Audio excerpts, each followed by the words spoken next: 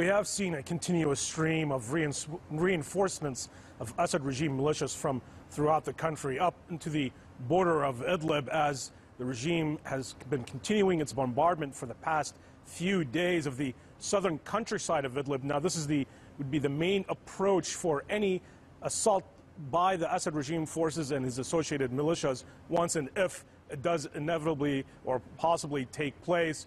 Now, we have to look at what are the ultimate objectives of the Assad regime and his military campaign for the past year.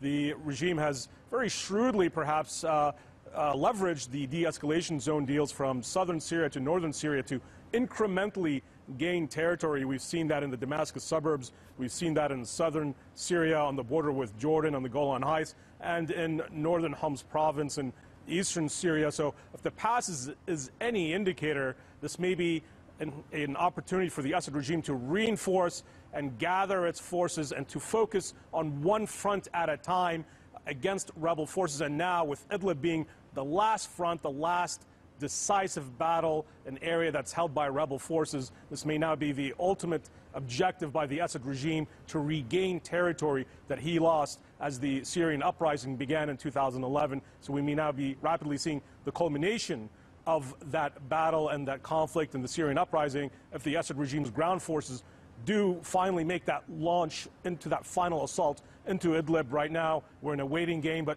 we do know that the Assad regime forces are preparing. Before the ground assault does begin, we inevitably see the aerial campaign, the bombardments, the rockets, and the barrel bombs, and we're now waiting to see what happens next.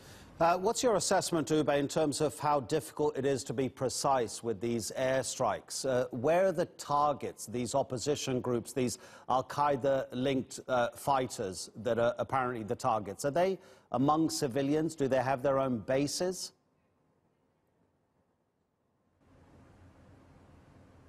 That's a very good question, and ultimately it's a matter of what the regime calls, and the Russians call, counterterrorism, but others are referring essentially as a scorched earth campaign.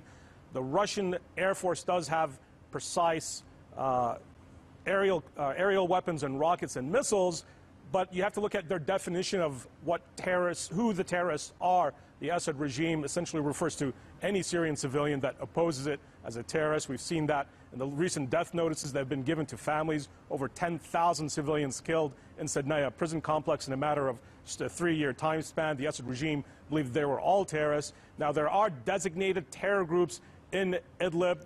Turkey, the U.S., Russia, Iran have considered them terrorists, HTS, remnants of al-Qaeda.